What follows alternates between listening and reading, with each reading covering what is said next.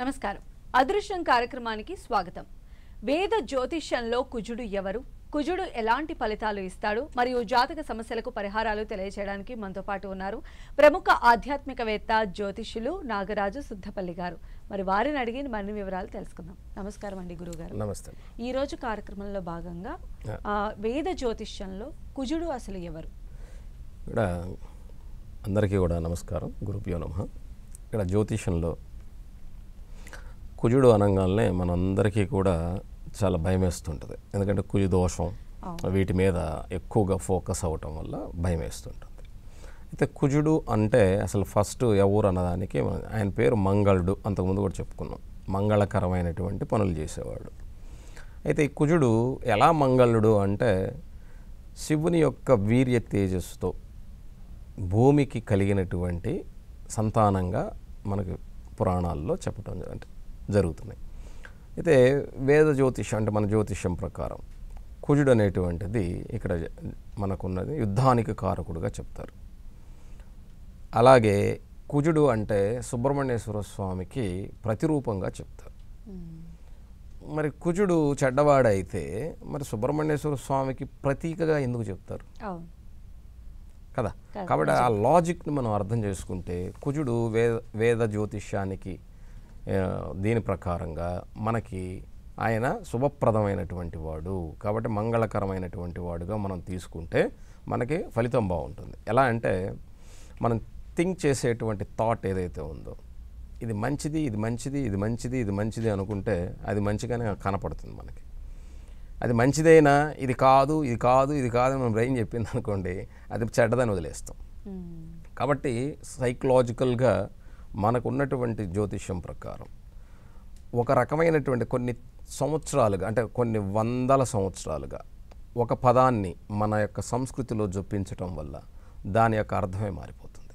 అలాగా కుజుడిని జనరల్గా వేద జ్యోతిష్యం ప్రకారం ఆయన ఏదో చెడ్డవాడిగా మనం కాదు. కుజుడుగా కాదు మిగతా ఉన్నటువంటి ప్లానెట్స్ జ్యోతిష్యం ప్రకారం అవి ఉండకూడని చోట్లలో అంటే 12 స్థానాలు ఉంటే ఆ 12 స్థానాల్లో ఏది శుభస్థానం, ఏది అశుభస్థానం, ఏది మిడిల్, ఏది హై అనేటువంటి మనం చెప్పుకుంటామో ఆ ఉన్న స్థానాన్ని బట్టి ఫలితాన్ని ఏ గ్రహమైనా ఇస్తుంది. కాబట్టి ఒక కుజుడే కాదు వివాహానికి దోషాలకు మనం చాలామంది జాతకాల్లో చూస్తుంటాం. ఒక కుజు దోషమే కాదు ప్రతి ప్లానెట్లో కూడా దోషం ఉంటుంది. శుక్రుడు కూడా సప్తమంలో దోషమే. శుక్రుడు అసలు వివాహానికి కారకుడు అయినా కూడా దోషమే. ఇట్లాగా చాలా ఉన్నాయన్నమాట. కాబట్టి దోషం ఇవ్వనటువంటిది ఏదీ లేదు. అన్నీ దోషానికి కారణమవుతాయి. కానీ కుజుడిని మాత్రమే దోషకారకుడుగా భావించద్దు. ఓకే, మరిన్ని మాట్లాడుకుందాం గురువుగారు. మీతో మాట్లాడడానికి కాలర్స్ వెయిట్ చేస్తున్నారు. ఫస్ట్ కాలర్ నరేందర్ గారు హన్మకొండ నుంచి. నమస్తే అండి, ఎవరి గురించి తెలుసుకోవాలనుకుంటున్నారు? నా గురించి అండి. డేట్ ఆఫ్ బర్త్ చెప్పండి. 20 జూలై 1960. 1960 జూలై 20. సమయం అండి? 4:20 సాయంత్రమా ఉదయమా? సాయంత్రం. ఓకే, ఎక్కడ పుట్టారు? నేను హన్మకొండలేను. ఓకే, ఏ వివరాలు తెలుసుకోవాలనుకుంటున్నారు? వ్యాపారం సరిగ్గా జరగటం లేదు. ఏం వ్యాపారం చేస్తారు సార్? నాది ఎలక్ట్రికల్ షాప్. ఓకే, ఇక్కడ మీరు ఇచ్చిన డేట్ ఆఫ్ బర్త్కి అండి 20 జూలై 1960 సాయంత్రం 4:20. ఇక్కడ డేట్ ఆఫ్ బర్త్ ప్రకారం లగ్నం వృచ్చిక లగ్నం, రాశి వచ్చేసి మీది వృషభ రాశి, నక్షత్రం మృగశిర నక్షత్రం 2వ పాదం. జాతకంలో నక్షత్రం ప్రకారం కుజుడి యొక్క నక్షత్రం కాబట్టి ఎలక్ట్రిసిటీకి సంబంధించింది మీకు పెట్టుకున్నారు. అందులో ఎవరన్నా అడిగినా కూడా పెట్టుకోవచ్చు అని చెప్పి ఉండొచ్చు, లేదా మీకున్న అవగాహనతో పెట్టుకొని ఉండొచ్చు.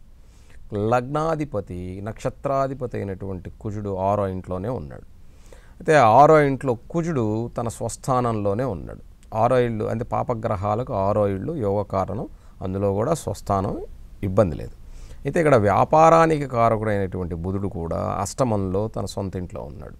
ఇక్కడ దశమంలో రాహు, భాగ్యంలో రవి శుక్రులు, 2వ ఇంట్లో గురువుతో పాటుగా శని ఇద్దరు వక్రించి 4వ ఇంట్లో కేతు ఉన్నటువంటి జాతకం ఈ జాతకం. అయితే ప్రస్తుతం బుధ మహాదశలో చంద్రుడు జరుగుతూ ఉన్నందువల్ల ఈ బుధ దశకి ఆ చంద్రుడికి ఇది అవ్వదు కాబట్టి ఇది కొంచెం ఇబ్బంది కలిగించేదానికి అవకాశం. దాదాపుగా మీకు ఇంకొక 1.5 సంవత్సర కాలం పాటు వ్యాపారంలో అంటే పెద్ద ఎదుగుదల లేదు, అలా పోతూ ఉంటుంది. నష్టాలు అనేటువంటివి అంటే ఇక మీదట నష్టం కాదు, కానీ అలా ముందుకు వెళుతూ ఉంటుంది. దాన్ని మీరు కొంచెం ముందుకు తీసుకెళ్లాల్సిందే. 2027 దాకా ఆల్మోస్ట్, అంటే 1.5 సంవత్సరం పైన ఇది మీరు ఓపిక్గా ముందుకు తీసుకెళ్తే ఖచ్చితంగా ఇది మీకు ఉపయోగపడుతుంది. లేదంటే మీరు అనుకున్నట్టుగా నష్టాన్ని చూడాల్సి వస్తుంది. దశమస్థానాధిపతి భాగ్యంలో ఉన్నందువల్ల శుక్రునితో, వ్యయాధిపతి శుక్రునితో ఉన్నందువల్ల కొంచెం ఇబ్బందులు కలగవని నేను చెప్పను. అయితే జాతకరీత్యా మీరు ఏం చేస్తారంటే మీకున్నటువంటి ఏమంటాం, మీ గల్లా పెట్టే అని అంటారా, లేకపోతే దాన్ని ఏమంటారు, దాని ప్రాంతాన్ని బట్టి అంటారు. దాంట్లో ఏం చేస్తారంటే మృగశిరా నక్షత్రం కాబట్టి, వృచ్చిక లగ్నం కాబట్టి ఒక పగడాన్ని అందులో ఉంచండి. ఒక పగడాన్ని మాత్రం అందులో ఉంచండి. అందులో ఉంచి అంటే ఊరికే పెట్టుకోండి అందులో. అలాగే మీరు పూజ చేసుకునేటువంటి మీ యొక్క షాప్లో ఒక చిన్నది ఏదో పెట్టుకుంటారు కదా, పూజ చేస్తారు కదా, దాంట్లో ప్రతిరోజు మందార పువ్వుని ఒక్కటైనా తీసుకొచ్చి దేవుడి దగ్గర ఉంచండి. దానివల్ల మీకు తప్పకుండా మంచి జరుగుతుంది. నెక్స్ట్ కాలర్ శకుంతల గారు ఉన్నారండి. నమస్తే అండి శకుంతల గారు.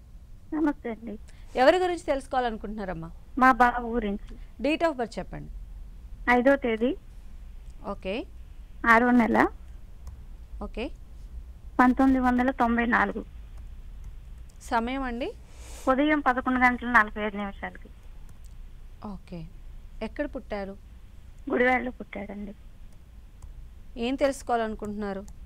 ఈ బాబు బీటెక్ చదువుతూ మధ్యలో ఆపేశాడండి. ఇప్పుడు వ్యాపారం ఏం పెట్టుకోవాలి, ఎప్పుడు పెట్టుకోవాలి, ఫ్యూచర్ ఎలా ఉంటుందో చెప్పండి. ఓకే, గురువుగారు తెలియజేస్తారు. ఇక్కడ మీ అబ్బాయి జాతక ప్రకారం సింహలగ్నం, రాశి వచ్చేసి మేషరాశి, నక్షత్రం అశ్విని నక్షత్రం 2వ పాదం. విద్యాస్థానాధిపతి కుజుడు జాతకంలో ఇక్కడ కేతువుతో ఉన్నందువల్ల విద్యను ఆపుకుని ఉండొచ్చు. వ్యయాధిపతితో కేతువుతో కలిసి ఉన్నందువల్ల లక్ష్మీయోగం ఉన్నది కాబట్టి అతను సంపాదించుకుంటాడు, పర్వాలేదు. భార్యస్థానంలో శని తన స్వస్థానంలో శాసమహాపురుష యోగాన్ని ఇస్తున్నాడు కాబట్టి అది కూడా భయపడాల్సిన అవసరం లేదు. లాభాధిపతి అయినటువంటి బుధుడు లాభస్థానంలోనే ఉన్నాడు. కుజుడు స్వస్థానం, శని స్వస్థానం, బుధుడు స్వస్థానం కాబట్టి కంగారు పడకండి. కాకపోతే ప్రతి మనిషి యొక్క దేహంలో ప్రతి ఒక్కళ్ళకి ఆరోగ్యం అనేటువంటిది సక్రమంగా ఉండదు, ఒక్కొక్కరికి ఒక్కొక్కలాగా ఉంటుంది. అలాగే జాతకంలో కొన్ని ప్లానెట్స్ కాంబినేషన్స్ వల్ల స్వస్థానాల్లో ఉన్నప్పుడు కూడా చిన్న చిన్న ఇబ్బందులు కలుగుతాయి.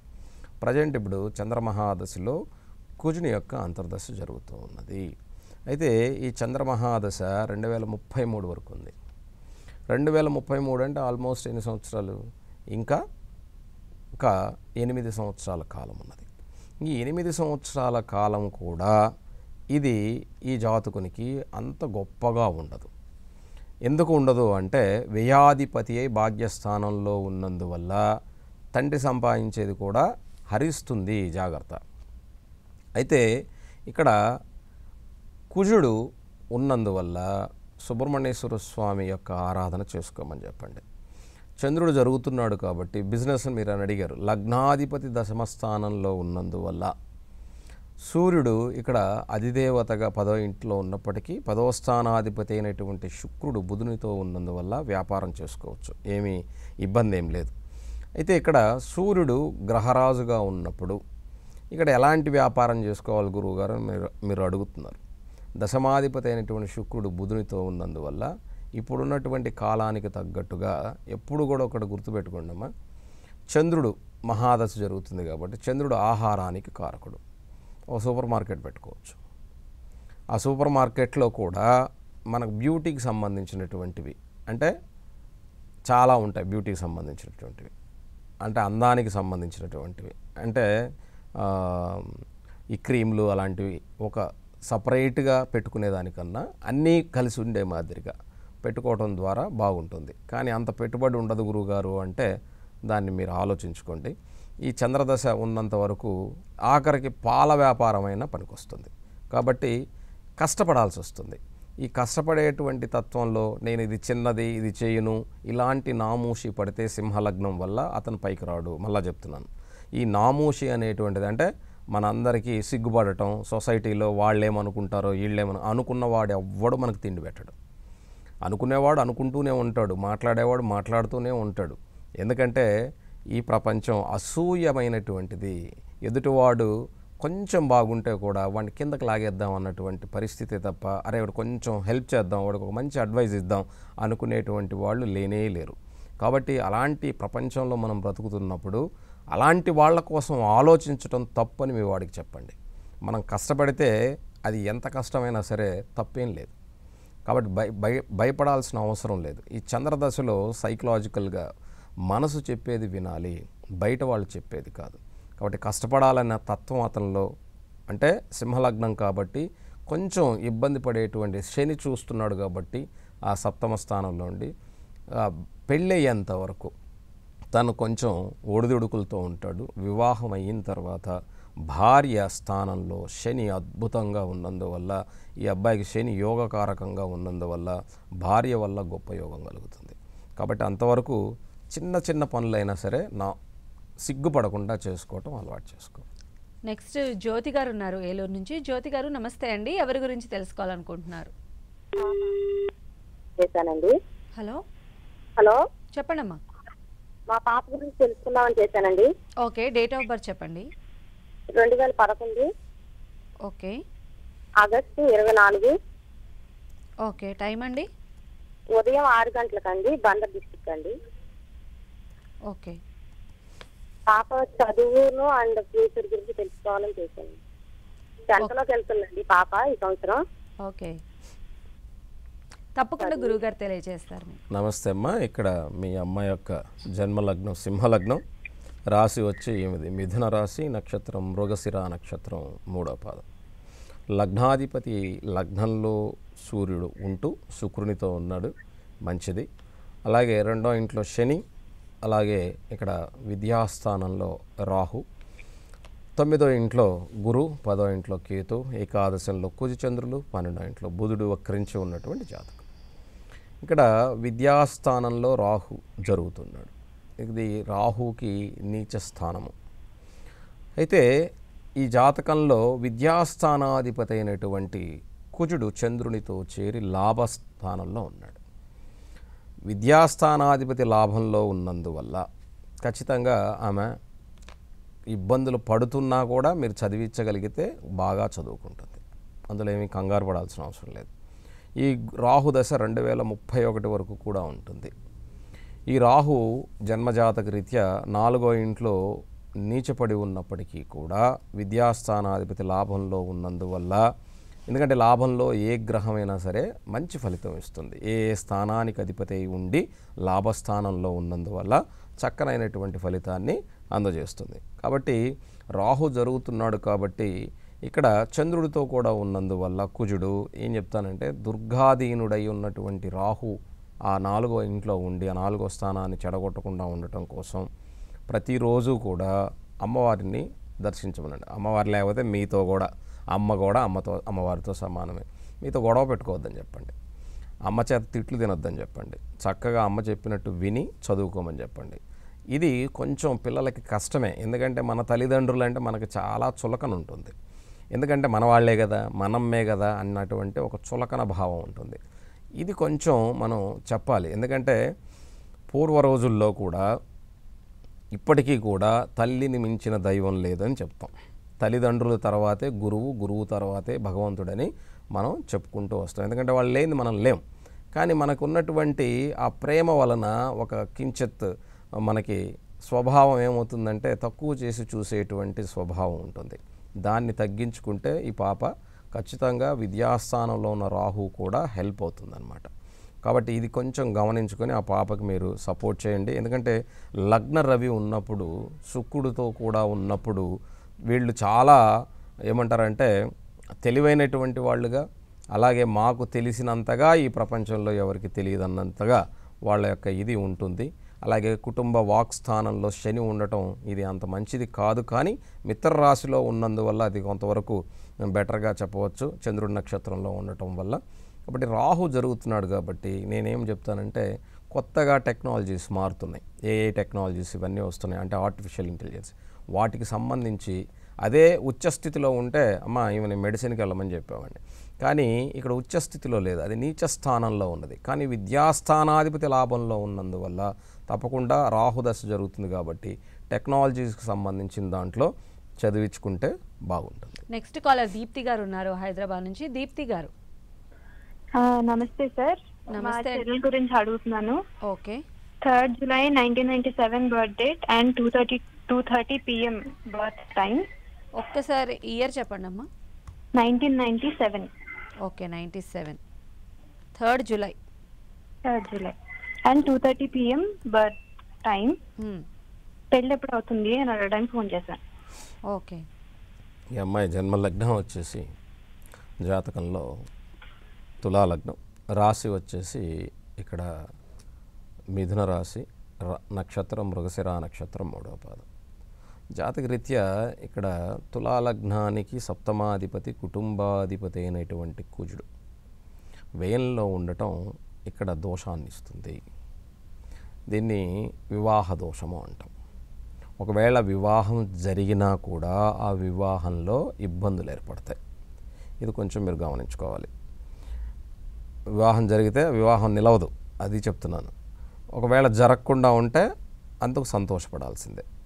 ఇప్పుడు గురు మహాదశ జరుగుతుంది, శుక్రుడు రావాలి. శుక్రుడు జాతకంలో దశమస్థానంలో, లగ్నాధిపతి అయినటువంటి శుక్రుడు దశమస్థానంలో ఉన్నాడు. ప్రస్తుతం గురువు జరుగుతున్నాడు విద్యాస్థానంలో ఉన్నందువల్ల ఏదన్నా చదువుకుంటా అన్న కోర్సులు లాంటివి వాటిని చేయించండి, కోర్సు కోసం పంపించండి.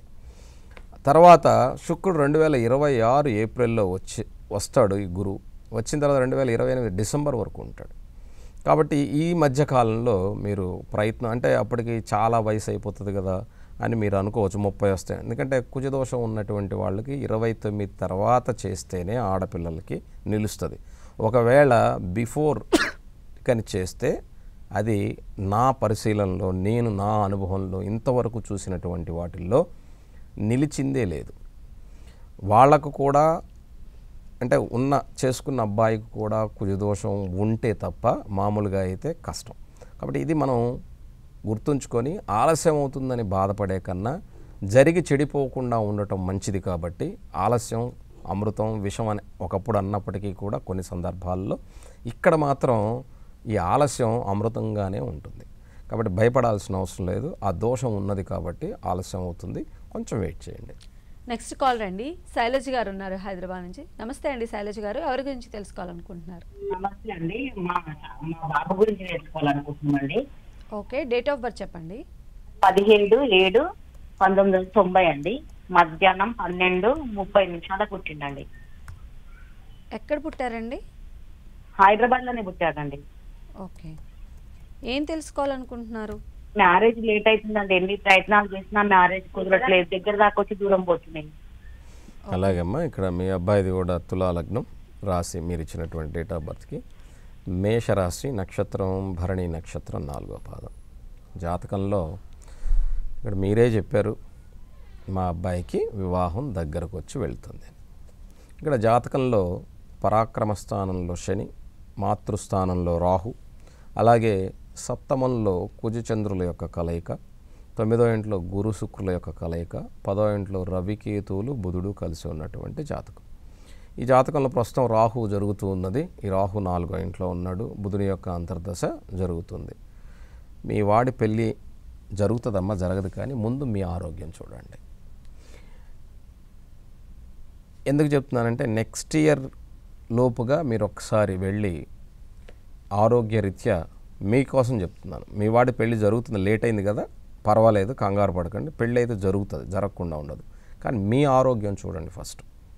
మీరు వెళ్ళి ఒకసారి మీ జనరల్ చెకప్ ఏదైతే ఉందో ఇవన్నీ కూడా చేయించుకోండి. మెమోగ్రామ్తో పాటుగా లోయర్ అబ్డమెన్ హెల్త్ ఇష్యూస్ని ఒక్కసారి వెళ్ళి చెక్ చేసుకోండి. అది మిమ్మల్ని ఇబ్బంది పెట్టక ముందే ఏదైనా చిన్న ప్రాబ్లం ఉంటే డాక్టర్ మెడిసిన్తో క్లియర్ అవుతుంది. లేదు నాకేం లేదని మీరు నెగ్లెక్ట్ చేస్తే ఇబ్బంది పడతారు. దయచేసి మీరు వెళ్ళి చెక్ చేసుకోండి. మీ వాడి యొక్క దీని ప్రకారం కుజుడు చంద్రుడితో కలిసి కుటుంబ సప్తమాధిపతి సప్తమంలో ఉన్నప్పటికీ చంద్రుడితో యోగకారకమైనట్టు అప్పటికీ కూడా ఈ జాతకరీత్యా ఈ రాహు దశ జరుగుతూ ఉండటం, రాహు మకరంలో ఉండటం, మకర రాహు ఇబ్బంది కలగజేస్తాడు. దానివల్లనే ఇక్కడ కారణం. ఇంకొక విషయం చెప్తాను, మీరు వేరుగా అనుకోనంటే ఎందుకంటే రాహు మకర స్థానం 4వ స్థానం తల్లి స్థానంలో ఉండటం వల్ల ఇక్కడ మీ దగ్గర ఉంటే వివాహం అన్నది అవ్వదు. మీ వాడిని బయట దూరంగా ఉంచండి. కారణం ఏమంటే ఇక్కడ తల్లి స్థానంలో ఉన్నటువంటి రాహు మకరంలో మీ వలన మీ వాడి పెళ్ళి ఆగిపోతుందని క్లియర్గా బయట వాళ్ళు అనుకుంటారు. కాబట్టి ఆ నింద మీరు పడకండి. మీ వాడిని బయటే ఎక్కడ ఏదైనా ఉద్యోగం చేసుకుంటూ బయట ఉండమనండి.